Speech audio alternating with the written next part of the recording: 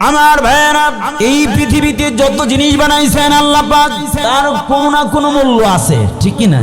আমার ভাইয়েরা, কিন্তু আপনাকে আমাকে যে পানি দ্বারা আল্লাহ রাব্বুল আলামিন বানালেন, তার মূল্য তো দূরের কথা, তাকে তার নামটা পর্যন্ত নিজে নিতে লজ্জা লাগে, ঠিক কি না?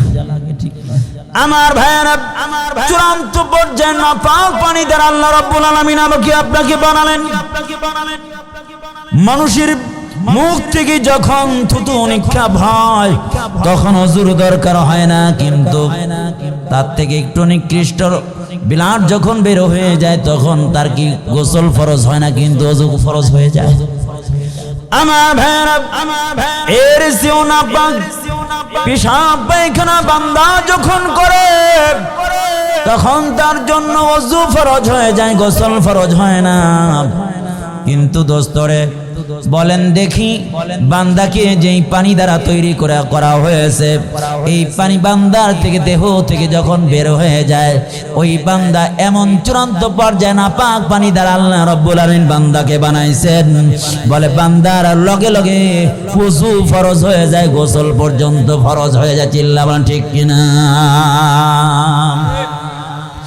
আমার ভাইয়েরা, চূড়ান্ত পর্যায়ে নাপাক পানি দ্বারা আল্লাহ রাব্বুল আলামিন এই দুনিয়ায় মানুষ বানাইছেন। আল্লাহ রাব্বুল আলামিন বলেন, বান্দারে তোরে চূড়ান্ত পর্যায়ে নাপাক পানি দ্বারা তোরে বানাইলাম, কিন্তু তুমি জানো না রে বান্দা, তোরে আমি দুনিয়ায় খলিফা বানাইছি, প্রতিনিধি বানাইছি। এই জন্য তোরে এত দামি শরাফত আর নেতৃত্ব দেওয়া, আর বান্দা আশরাফুল মাখলুকাত শ্রেষ্ঠত্বর মালা আমি তোর গলায় পরায় দিলাম।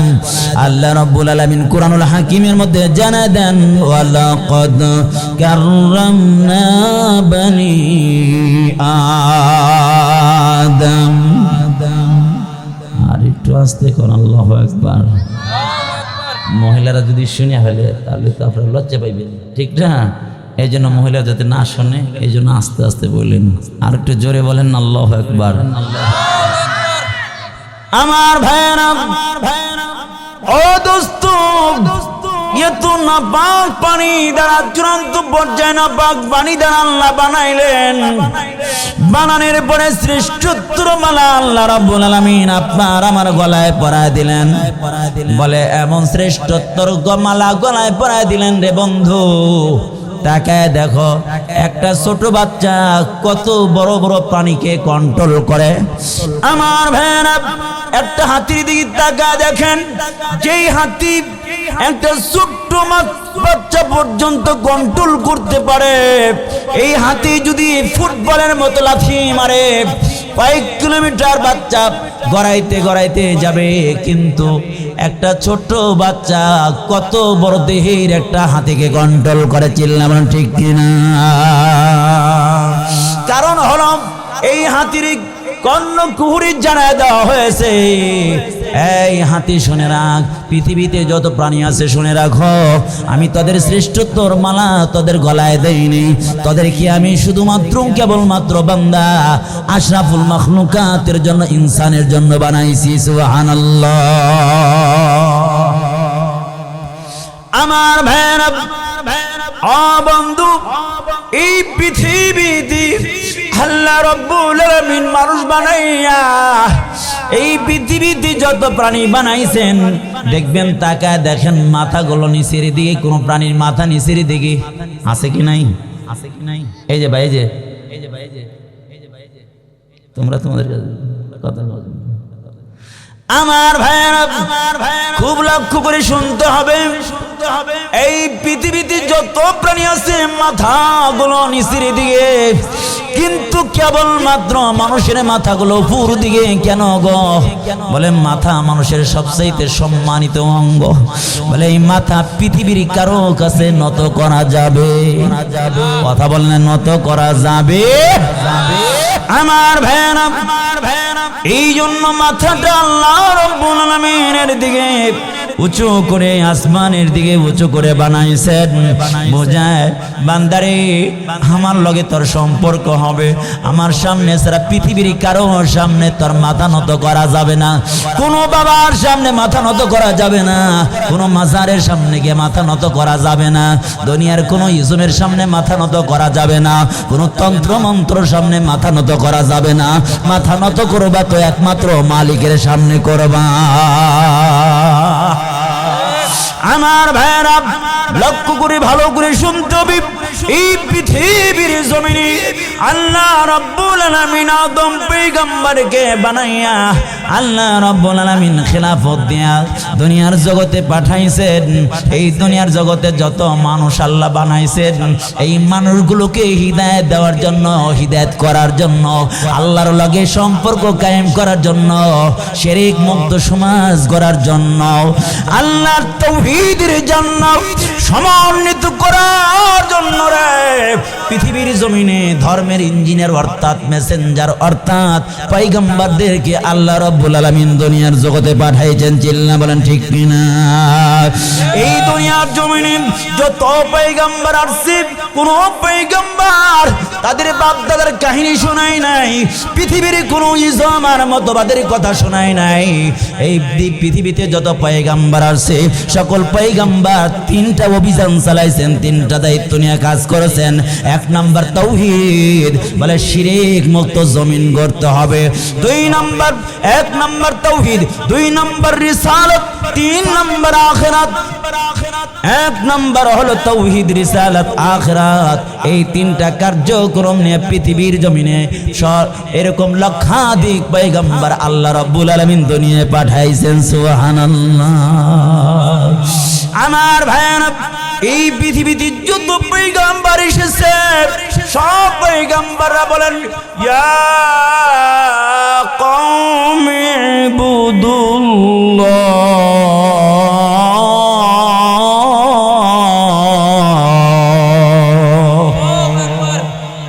আমাদের আপনাদের আল্লাহ করে পছন্দ হইল না, আর একটু জয়া তুললো।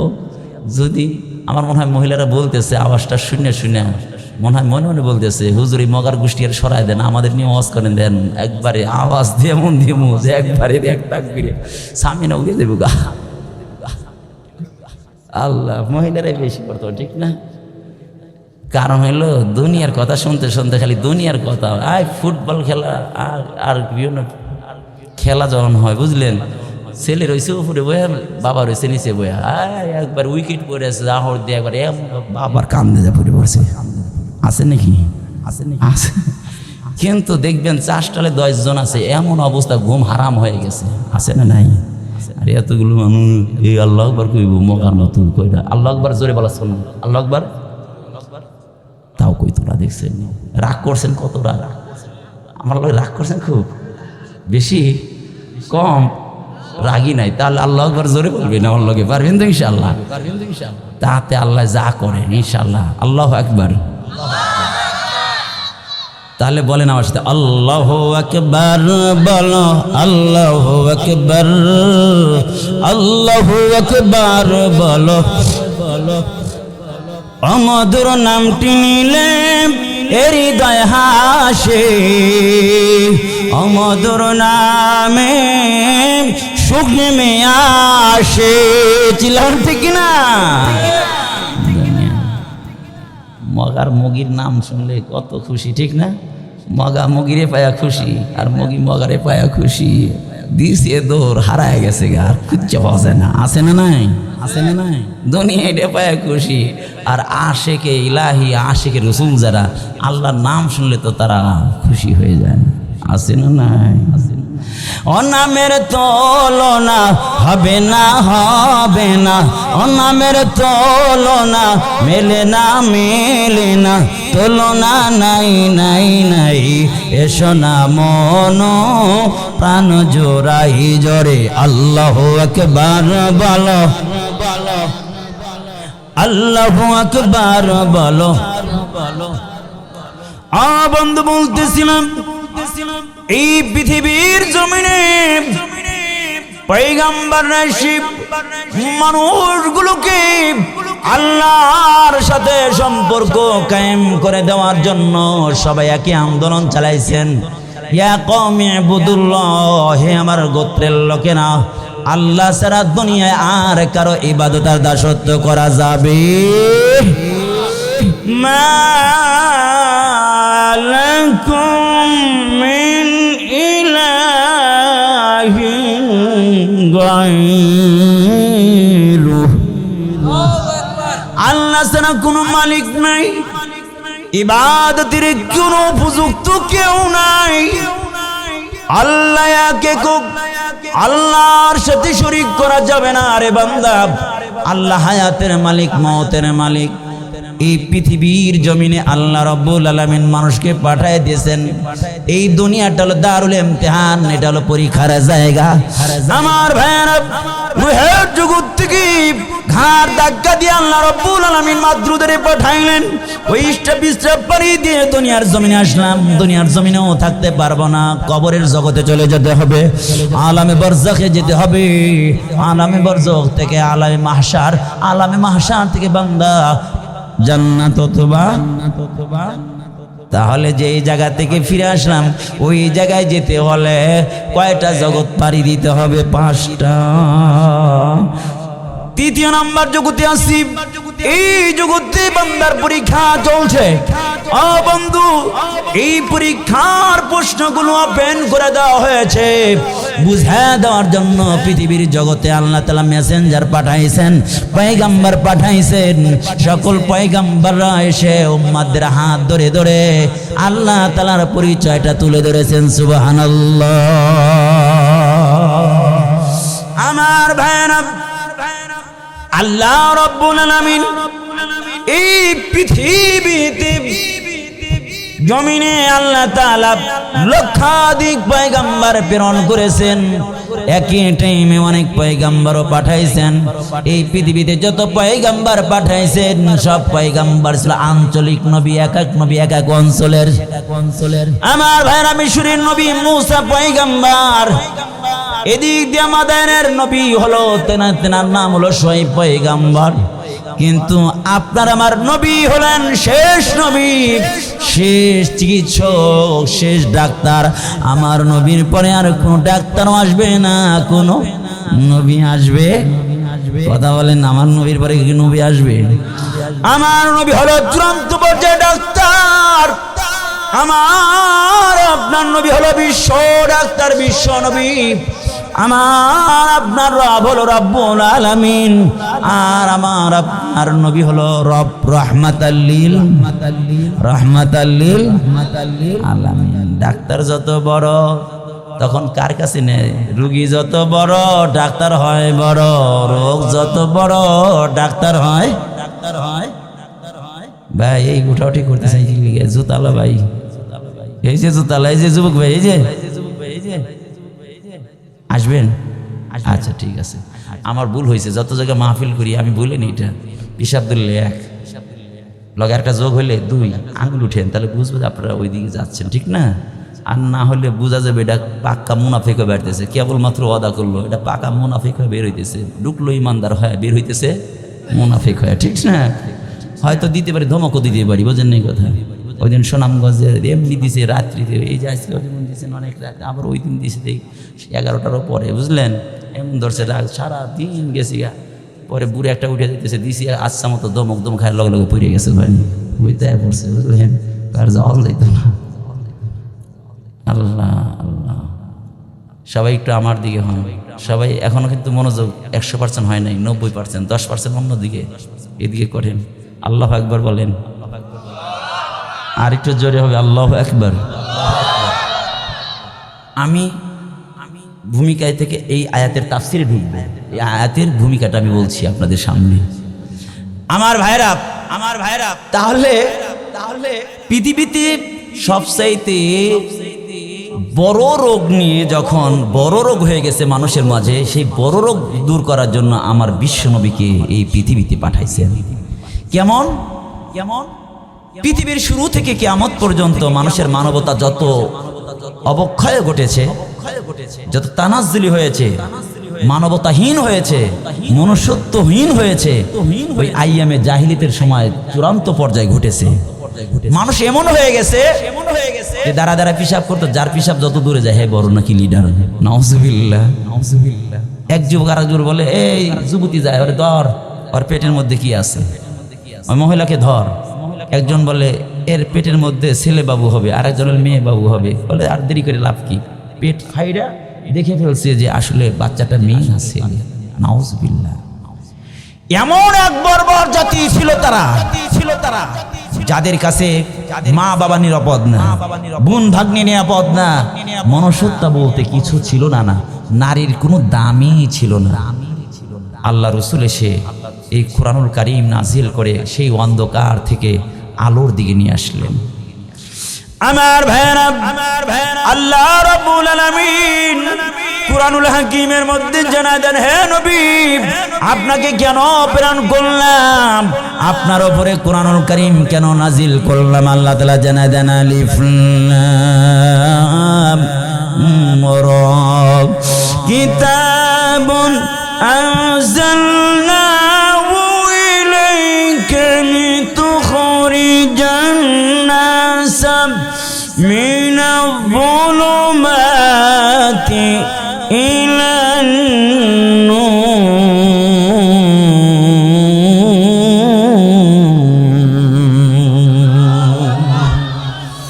আল্লাহর নবী বিশ্ব নবী রাহমাতুল লিল আলামিন কি আল্লাহ তাআলা টিকি বলেন, হে আমার পয়গম্বর আপনার কাছে কুরআনুল কারীম কেন নাজিল করলাম গো নবী, লিতুখরিজান নাস মিনাল যুলুমাত।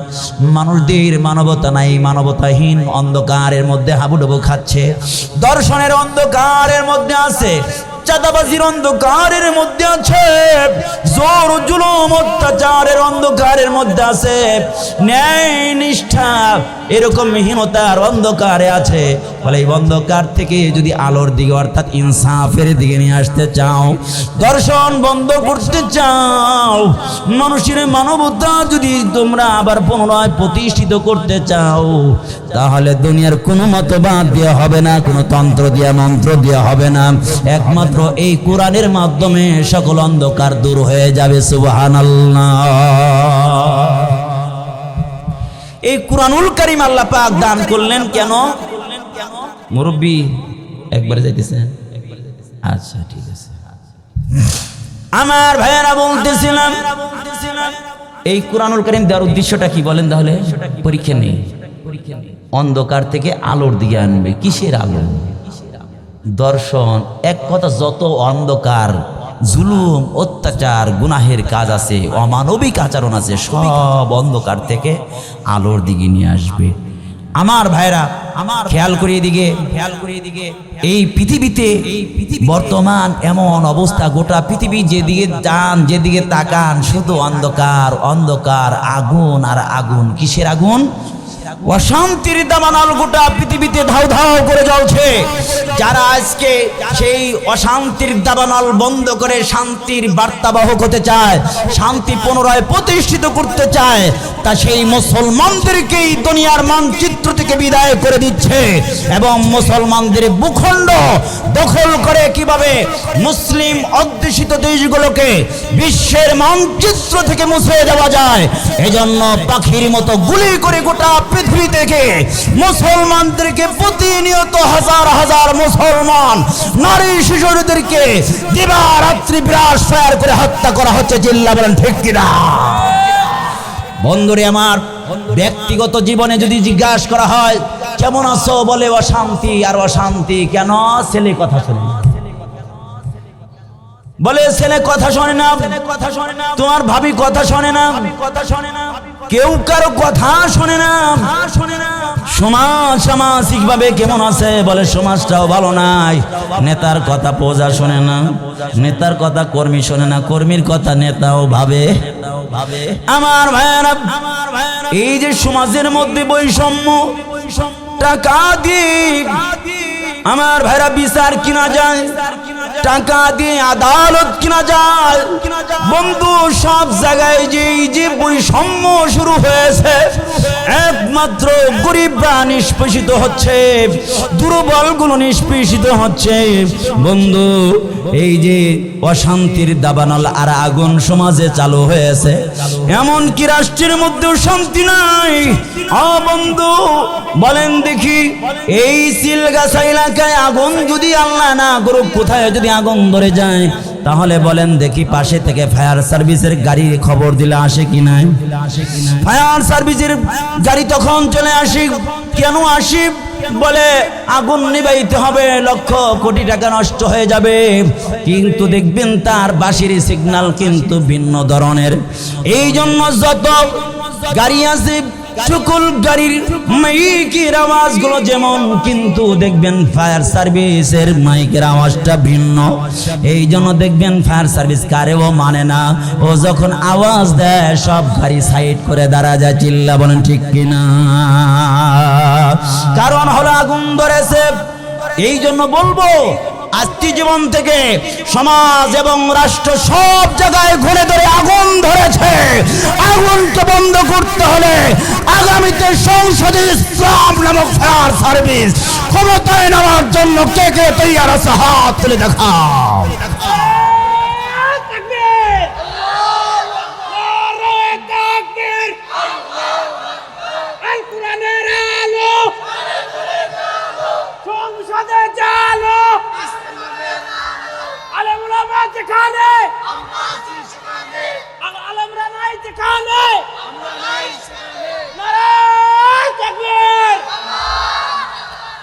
আমার ভাইরা, আসুন কোরআন থেকে, আমি কোরআন ছাড়া কথা বলবো না, ভাইতে কোনো কথা বলবো না। আসুন কোরআনে কি বলে। আমরা চাই শান্তি, আমরা চাই সকল ভেদাভেদ ভুলে গিয়ে আমরা মুসলিম, নন মুসলিম, হিন্দু, মুসলিম সবাই এই দেশে শান্তিতে বসবাস করব। জান মালের নিরাপত্তা নিয়ে ইসলামের ছায়াতলে থাকবো। রাজি আছি তো ইনশাআল্লাহ? আসুন তাহলে কোরআনুল কারীম কি বলে। আউযু বিল্লাহ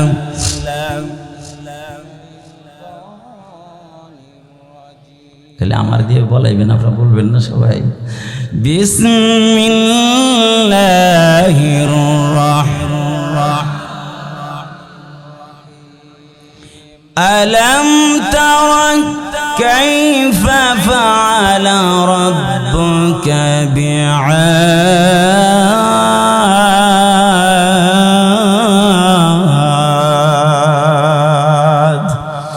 এই আয়াত হচ্ছে সূরাতুল ফজরের।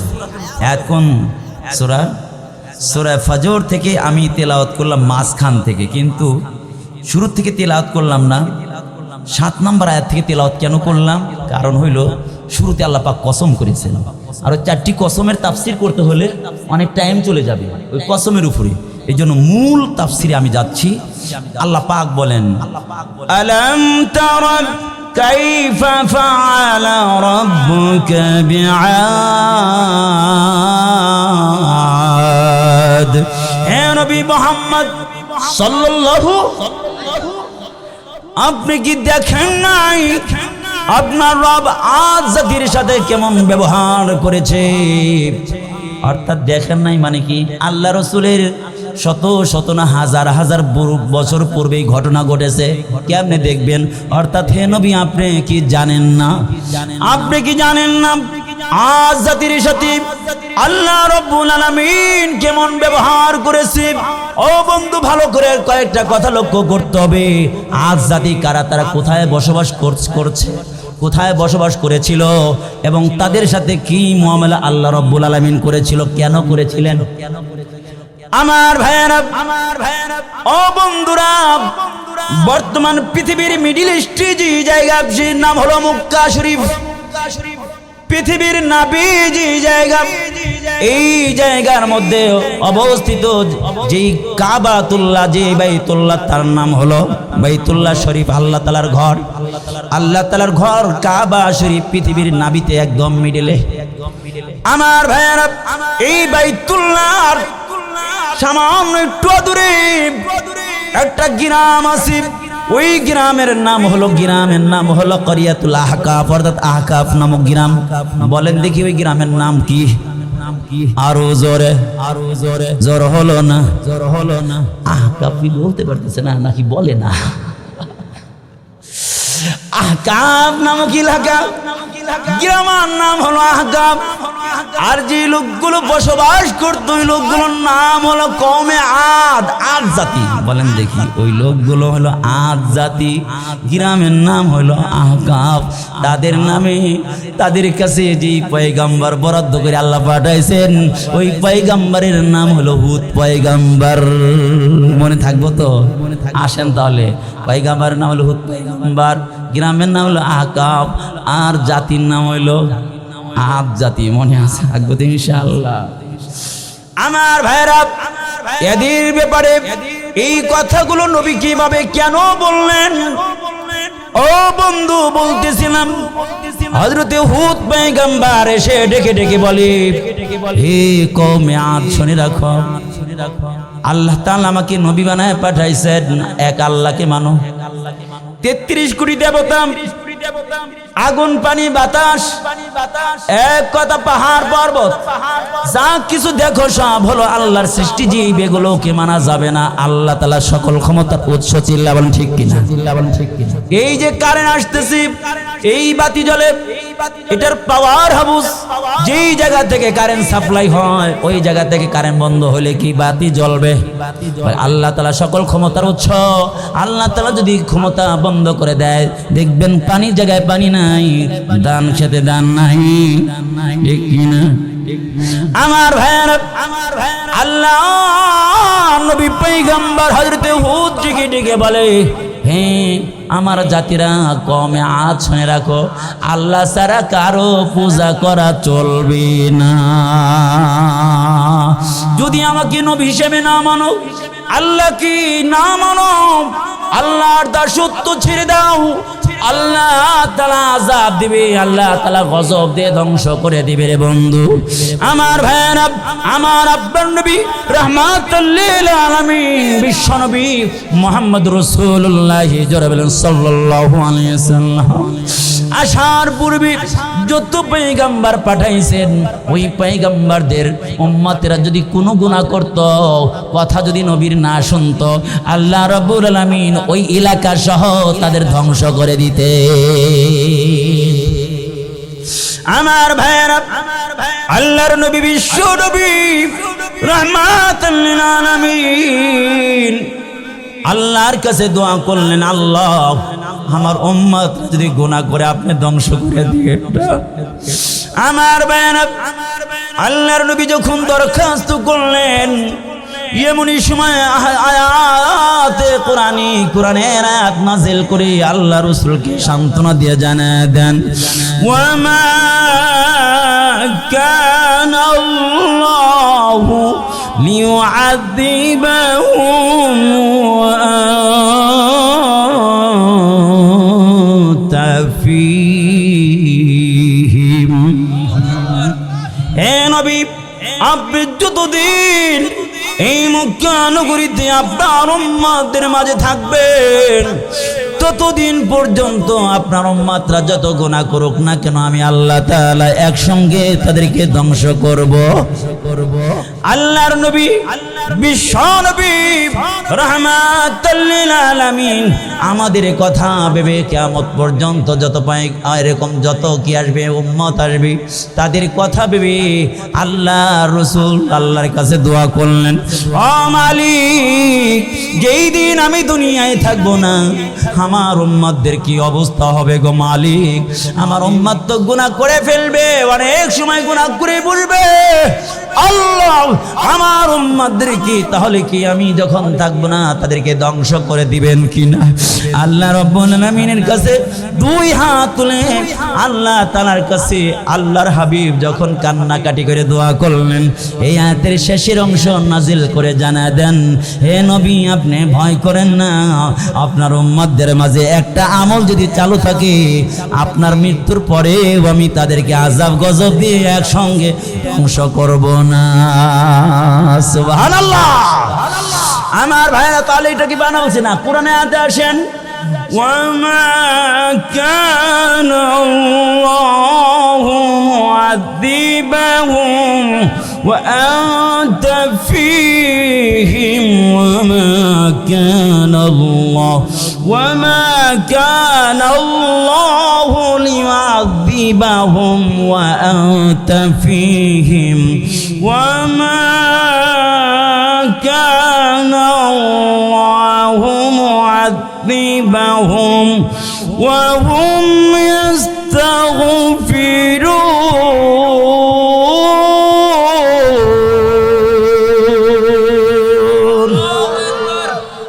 নবী আপনি যখন থাকবেন না, আপনার উম্মাদের মাঝে যদি ইস্তিগফার পড়ার মতো লোক থাকে, আস্তাগফিরুল্লাহ, আল্লাহ গুনাহ হইছে মাফ চায়, আল্লাহ মাফ করে দেন, আস্তাগফিরুল্লাহ বলে, তাহলে আল্লাহ পাক আমরা যতই গুনাহ করি না কেন আল্লাহ পাক একসঙ্গে কমপক্ষে ধ্বংস করবেন না। সুবহানাল্লাহ। আমলটা করতে পারবো আমরা? শোয়ার সময় প্রত্যেকদিন ইস্তিগফার পড়ব, পারবো না ইনশাআল্লাহ? মনে থাকবে না, এই জন্য একটা কাগজে লিখবেন যে শোয়ার সময় ইস্তিগফার পড়তে হবে। এই জন্য লিখে যেখানে খাটে শুইলে আপনার নজরটা যেখানে যাবে ওয়ালে সেখানে লাগায় রাখবেন, দেখবেন শোয়ার সাথে সাথে নজর যাইবে ইস্তিগফার, আস্তাগফিরুল্লাহ, আস্তাগফিরুল্লাহ, মনে থাকবে তো ইনশাআল্লাহ। আসুন তাহলে যে কথা বলতেছিলাম আয়াত থেকে তাফসিরের দিকে যাই। যে কথা বলতেছিলাম, হুদ আলাইহিস সালাম বললেন, এই তোমরা আমাকে মানতেছো না, বুঝতেছো না, তোমরা কিন্তু শাস্তি আসবে, আল্লাহর শাস্তি কিন্তু ত্বরান্বিত হবে, তোমরা কিন্তু ঠেকাইতে পারবে না। ওদের ভরসা ছিল পৃথিবীর সবচেয়ে লম্বা মানুষ ছিল। তাফসিরে কামালের খুলে দেখেন, আমি কয়েকদিন আগেও পড়েছি, তাফসিরে কামালের মধ্যে আসছে আতওয়ালুন নাস আরবাউমিয়াতি যিরা, এক একজন তাদের মধ্যে সবচেয়ে যে বড় ছিল 400 গজ পর্যন্ত লম্বা ছিল। সুবহানাল্লাহ বলেন। লোক যদি 400 গজ লম্বা হয় তাহলে লোকটার দেহ হবে কত উঁচা, আর বডি ফিগার কত, ফিটনেস কত বড় হবে, কত প্রশস্ত হবে, 200 তলা বিল্ডিং এর চেয়ে বড় হবে। লোক এত বড় যদি লম্বা হয়, পৃথিবীর ইতিহাস শেখাও, ইতিহাসের কিতাব এটা, দর্শনের কিতাব এটা, রাজনীতির কিতাব এটা, ইবাদতের কিতাব এটা, মানবতা অর্জন করা, মনুষ্যত্ব, একমাত্র মনুষ্যত্ব অর্জন করার কিতাবই এটা। তন্ত্র মন্ত্র সব আমরা দেখেছি, কোনো তন্ত্র মন্ত্র শান্তি দিতে পারে নাই। এখন যদি শান্তি চাও, আগামীতে কোরআনের দেশ গড়তে হবে, কোরআনই একমাত্র দেশে শান্তি দিতে পারে। চিল্লাবেন ঠিক না? আমার ভাইরা, এরা 400 গজ লম্বা, এই লোকগুলো কি আর গুনার টাইম আছে? এত শক্তি পৃথিবীর ইতিহাসে ইঞ্জিনিয়ারিং শিক্ষা প্রথম এরাই চালু করেছে। সুবহানাল্লাহ বলেন না? পাহাড়গুলো কেটে কেটে বিশাল বড় বড় বিল্ডিং তারা তৈরি করেছে। এত শক্তি, এই শক্তির বাহাদুরি দেখাইয়া বলে, হুদ তুমি বড় বড় কথা বলো, তোমার খোদা কি করতে পারো, তুমি পারো, শাস্তি নিয়ে আসো। হুদ আলাইহিস সালাম মেসেজ পাঠাতেন আল্লাহ, এরা তো এই কথা বলে। আল্লাহ বলেন, একটু সাইলেন্ট থাকো, চুপ থাকো, দেখো ওদের সাইজ করি। কি অবস্থা শুরু হয়। আল্লাহ পাক খাবার বন্ধ করে দিলেন কোন কৌশলে? পানি বন্ধ করলেন আগে। 1 বছর 2 বছর 3 বছর পানি নাই, বৃষ্টি নাই।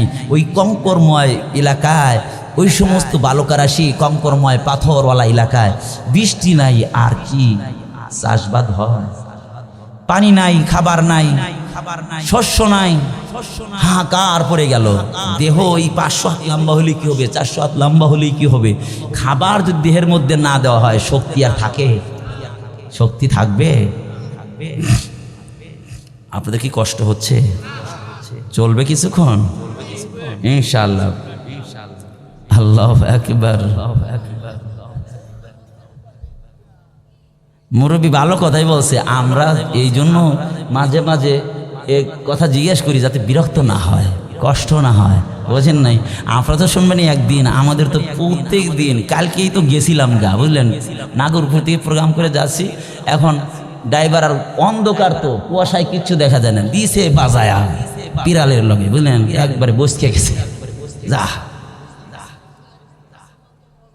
আল্লাহ একবার। এবছরও আপনাদের দোয়ায় নাগরপুরে 2 দিন তাফসীর করেছে এক জায়গায়। প্রথম দিন 2.5 ঘন্টা করাইছে, পরের দিন লাস্টে 3 ঘন্টা করাইছে। আমি আপনাদের দোয়ায় 22 বছর যাবত তাফসীর করি এই ময়দানে। আল্লাহু আকবার বলেন। এটা অহংকারের জন্য বলছি না, অসুস্থ হয়ে গেছি, ডায়াবেটিস, হয়তো দেখতেছেন চুলমুল হয়তো কাঁচা এরম দেখতেছেন, বয়স আছে, মালডা পাকনা আছে, জামও আছে, বুঝলেন? আসুন আমার ভাইরা কিতাব থেকে কথাগুলো শুনি। এখন পানি তো বন্ধ, এখন কি অবস্থা হবে? এখন দেখে খাবার নাই, লম্বা হইলে কি হবো, শক্তি হইলে কি হবো, এখন তো গেছে, শক্তি টক্তি নাই। এখন সবাই মিটিংয়ে বসছে, তোরা আল্লাহর কাছে যা, খুদার গড়টা দৈরে আল্লাহর কাছে একটু মাপ টাপসা, ইমান আনার কথা বলে না, মাপ টাপসা আল্লাহর আযাবটা দূর কর। 70 জনের একটা টিম গঠন করলো, একজন বানাইলো তার আমির। এই আমিরের নাম হচ্ছে ফাইল ইবনে আনাস। ফাইল ইবনে আনাসকে দিয়ে এই 70 জনের কাফেলা পাঠায় দিল বাইতুল্লাহ শরীফে। এরা গিয়া সন্ধ্যা হয়ে গেল, সন্ধ্যা হলে বাইতুল্লাহর যে খাদেম ছিল তার নাম ছিল মুআব ইবনে আবু বকর। এই মুআব ইবনে আবু বকরের বাড়িতে রাত্রিতে রইলেন এবং সকালবেলা আমরা মনে হয় একটু অমনোযোগী হয়েছেন, একটু স্টেজ সহ আমরা একটু মনোযোগ দিই। কোরআনের কথা যেখানে চলবে আর কোনো কিছু চলবে না ইনশাআল্লাহ। আমার ভাইরা বলতেছিলাম, এখন রাত্রি যাপন করে সকালবেলা এই 71 জনের এক কাফেলা বাইতুল্লাহর কাছে চলে গেছে। বাইতুল্লাহর কাছে গিয়া এবার ছাই তোয়াফ কইরা বাইতুল্লাহ দূরে কাঁদতেছে আর দোয়া করতেছে, আল্লাহ আমাদেরকে একটু বৃষ্টি দাও, মেঘ না দিলে কিন্তু চলবো না। ফিরাউনও বহুত পারছে, আর ক্ষমতাতে সরবে না আর ছাড়বে না। জুলুম করতে করতে এমন অবস্থা হয়ে গেছে, বড় খুদা দাবি করে বয়ে রয়েছে, খুদা না তো হুদা, বুঝলেন? কিন্তু ও জানে আমি যে খুদা না।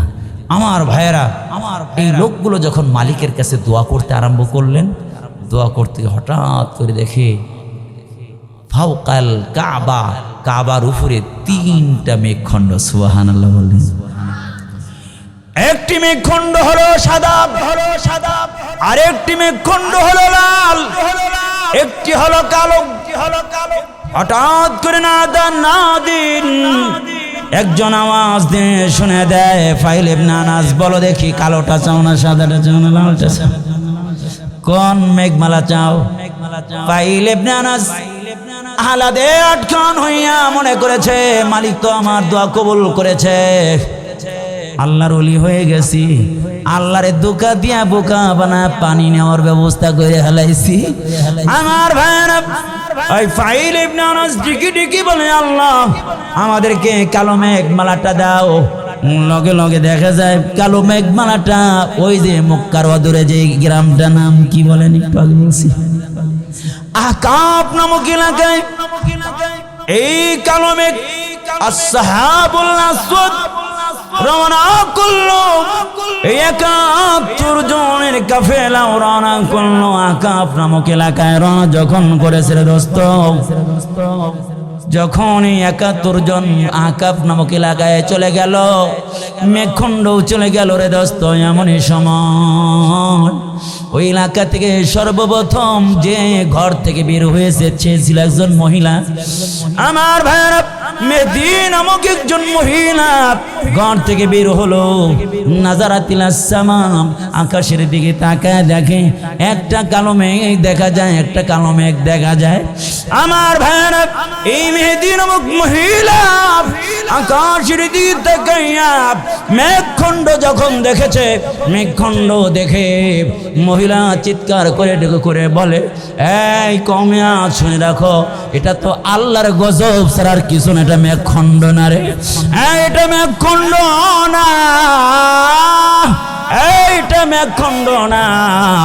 কারণ হইল বন্দরে যে এই মেঘখণ্ড তোমরা দেখতেছো, এটা মেঘখণ্ড রে, মেঘখণ্ডর মধ্যে যা কিছু আছে একটু পানিও নাই, সবগুলো হলো আগুন আর আগুন, খালি আগুন আছে এর মধ্যে। এই জন্য তোমরা ঈমান আনো, একটু আনুগত্য স্বীকার করো, তাহলে বাঁচতে পারবা। আল্লাহু আকবার, আল্লাহু আকবার, সবাই বলেন আল্লাহু আকবার। আর একটু জাকি দিয়ে বলেন আল্লাহু আকবার, আর একটু জোরে বলেন আল্লাহু আকবার। এবার চিল্লাবেন আল্লাহু আকবার। তারপর দেখেন কিছু অলস লোক আছে, কইতে চায় না, কইলে যে সোয়াব কত দিশেই পাই নাই, বোঝেন নাই? এই মালটাই দিশেই পাই নাই যে আল্লাহ আকবার বললে যে কত সোয়াব। হ্যাঁ, অলসতা করতে শয়তানে তো ওর অন্তরের মধ্যে শয়তান জাসিমুন আলা কালবি বানি আদম, বনি আদমের অন্তরের মধ্যে তো শয়তান বসে আছে। কয় কোসনি আল্লাহ আকবার কইলে যদি হিদায়াত পাওয়া যাস।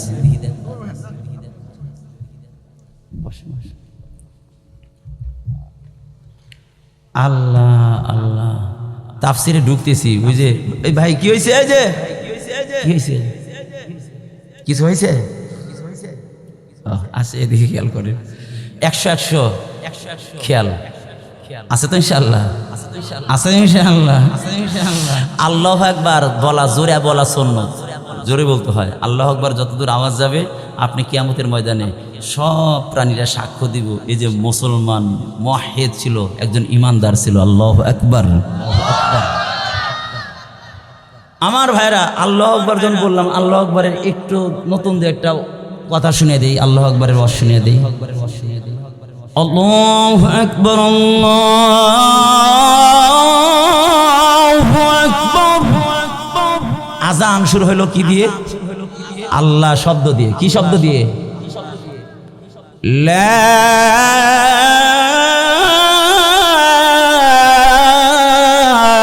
ইলাহা ইল্লাল্লাহ।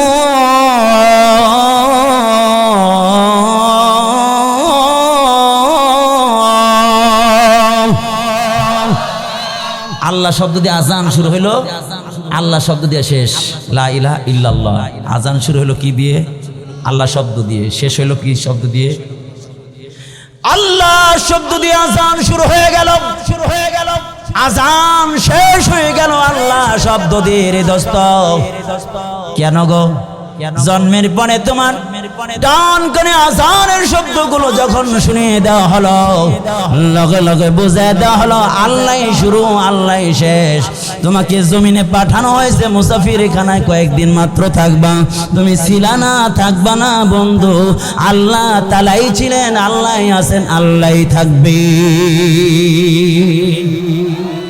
হুজুর এই যে কথাটা বললেন তার প্রমাণ আছে কিনা? তখন আমার ভাইরা আয়াত দিয়ে শুনে নেন। কুল্লু মান আলাইহা ফানি ওয়া ইয়াবকা ওয়াজহু রাব্বিকা যুল জালালি ওয়াল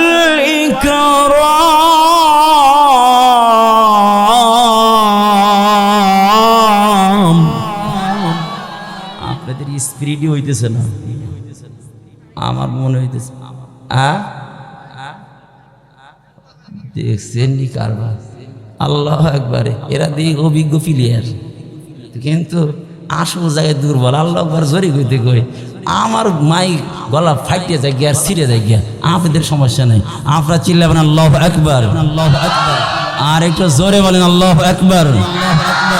এইবার কিছুটা চলে, আরো জোরে বলেন আল্লাহু আকবার।